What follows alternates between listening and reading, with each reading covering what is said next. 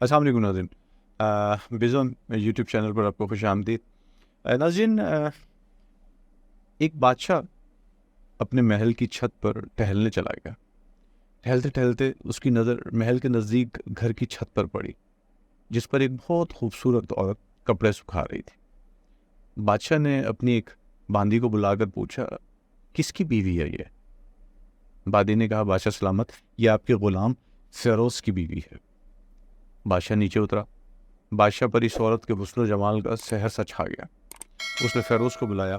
فیروز حاضر ہوا تو بادشاہ نے کہا، فیروز، ہمارا ایک کام ہے، ہمارا یہ خط فلاں ملک کے بادشاہ کو دے آؤ اور ان سے اس کا جواب بھی لے آنا۔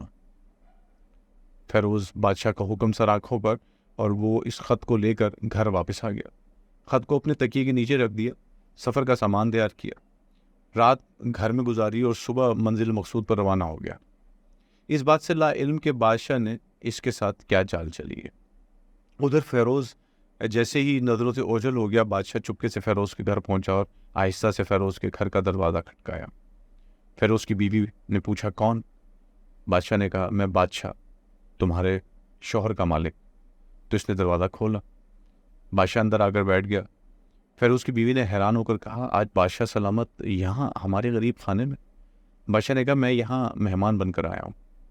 فیروز کی بیوی بادشاہ کا مطلب سمجھ کر بولی، اللہ کی پناہ چاہتی ہوں آپ کے اور اس طرح آنے سے جس میں مجھے کوئی خیر نظر نہیں آ رہی۔ بادشاہ نے غصے میں کہا، اے لڑکی، کیا کہہ رہی ہے تو؟ شاید تم مجھے پہچان نہیں۔ میں بادشاہ ہوں، تمہارے شوہر کا مالک۔ فیروز کی بیوی نے کہا، بادشاہ سلامت، میں جانتی ہوں کہ آپ ہی بادشاہ ہیں، لیکن بزرگ کہہ گئے ہیں کہ اگر کھانے میں مچھر گر جائے تو ہاتھ اٹھا لینا چاہیے، اگرچہ کہ دل بہت کر رہا ہو کھانا کھانے کو۔ بادشاہ سلامت، تم اس کٹورے میں پانی پینے آ گئے ہو جس میں تمہارے کتے نے پانی پیا۔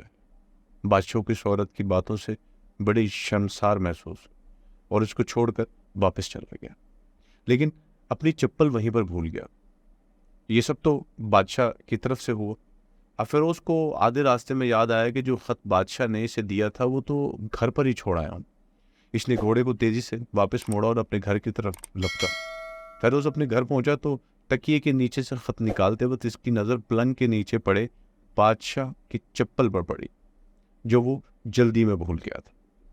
فیروز کا سر چکرا کر رہ گیا اور وہ سمجھ گیا کہ بادشاہ نے اس کو سفر پر صرف اس لیے بھیجا تاکہ وہ اپنا مطلب پورا کر سکے۔ فیروز کسی کو کچھ بتائے بغیر چپ چاپ گھر سے نکلا۔ خط لے کر وہ چل پڑا اور کام ختم کرنے کے بعد بادشاہ کے پاس واپس آیا تو بادشاہ نے انعام کے طور پر اسے 100 دینار دیے۔ فیروز دینار لے کر بازار گیا اور عورتوں کے استعمال کے قیمتی کپڑے اور کچھ تحائف بھی خرید لیے۔ گھر پہنچ کر بیوی کو سلام کیا اور کہا، چلو تمہارے میکے چلتے ہیں۔ بیوی نے پوچھا، یہ کیا ہے؟ کہا، بادشاہ نے انعام دیا ہے اور میں چاہتا ہوں کہ یہ پہن کر اپنے گھر والوں کو بھی دکھاؤ۔ اس کی بیوی، جیسے آپ چاہیں۔ بیوی تیار ہونے لگ گئی اور اپنے والدین کے گھر اپنے شوہر کے ساتھ روانہ ہوئے۔ داماد اور بیٹی اور ان کے لیے لائے گئے تحائف کو دیکھ کر وہ لوگ بہت خوش ہوئے۔ فیروز بیوی کو چھوڑ کر واپس آ گیا اور 1 مہینہ گزرنے کے باوجود نہ بیوی کا پوچھا اور نہ اس کو واپس بلایا۔ پھر کچھ دن بعد اس کے سالے اس سے ملنے آئے اور اس سے پوچھا، فیروز، آپ ہمیں ہماری بہن سے غصے اور ناراضگی کی وجہ بتائیں یا پھر ہم آپ کو قاضی کے سامنے پیش کریں گے۔ تو اس نے کہا، اگر تم چاہو تو کر لو، لیکن میرے ذمے اس کا ایسا کوئی حق باقی نہیں جو میں نے ادا نہ کیا۔ وہ لوگ اپنا کیس قاضی کے پاس لے گئے تو قاضی نے فیروز کو بلایا۔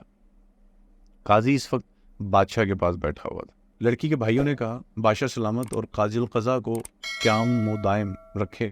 قاضی صاحب، ہم نے ایک سرسبز باغ، درخت، پھلوں سے بھرے ہوئے اور ساتھ میں میٹھے پانی کا کنواں اس شخص کے حوالے میں دیا، تو اس شخص نے ہمارا باغ اجاڑ دیا، سارے پھل کھا لیے، درخت کاٹ دیے اور کنویں کا خراب کر کے بند کر دیا۔ قاضی فیروز کی طرف متوجہ ہو کر پوچھا، ہاں تو لڑکے، تم کیا کہتے ہو اس بارے میں؟ فیروز نے کہا، قاضی صاحب، جو باغ مجھے دیا گیا تھا وہ اس سے بہتر حالت میں انہیں واپس کیا ہے۔ قاضی نے پوچھا، کیا اس نے باغ تمہارے حوالے ویسے ہی حالت میں پیش کیا جیسے پہلے تھا؟ تو اس کے سالوں نے کہا، ہاں، ویسے ہی حالت میں واپس کیا ہے، لیکن ہم اس سے باغ واپس کرنے کی وجہ پوچھ رہے ہیں۔ قاضی نے کہا ہاں فیروز، تم کیا چاہتے ہو اس بارے میں؟ فیروز نے کہا قاضی صاحب، میں باغ کسی بغض یا نفرت کی وجہ سے نہیں چھوڑا، بلکہ اس لیے چھوڑا کہ ایک دن میں اس باغ میں آیا تو اس میں نے شیر کے پنجوں کے نشان دیکھے، تو مجھے خوف ہوا کہ شیر مجھے کھا جائے گا، اس لیے شیر کے اکرام کی وجہ سے میں نے باغ میں جانا بند کر دیا۔ بادشاہ جو ٹیک لگائے یہ سب کچھ سن رہا تھا اور اٹھ کر بیٹھ گیا اور کہا فیروز، اپنے باغ کی طرف امن اور مطمئن ہو کر جاؤ، واللہ اس میں کوئی شک نہیں، شیر تمہارے باغ میں آیا تھا، لیکن وہ وہاں پر نہ تو کوئی اثر چھوڑ سکا، نہ کوئی پتا توڑ سکا، اور نہ ہی کوئی پھل کھا سکا۔ وہ وہاں پر تھوڑی دیر رہا اور مایوس ہو کر لوٹ گیا، اور خدا کی قسم میں نے کبھی تمہارے جیسے باغ کے گرد لگے مضبوط دیواریں نہیں دیکھی۔ تو فیروز اپنے گھر لوٹا اور اپنی بیوی کو یہ واپس لے آیا۔ نہ تو قاضی کو پتہ چلا اور نہ ہی کسی اور کو ماجرے کا پتہ چلا۔ ناظرین، کیا خوب بہتر ہے کہ اپنے اہل و عیال کے راز کو اس انداز میں چھپا کر مسائل کا حل نکالا جائے کہ کسی پر اس کا بھید ظاہر نہ ہو، اور اس کے لیے ہر وہ حکمتی کوشش کرنی چاہیے کہ جس سے لوگوں کے راز قائم رہیں۔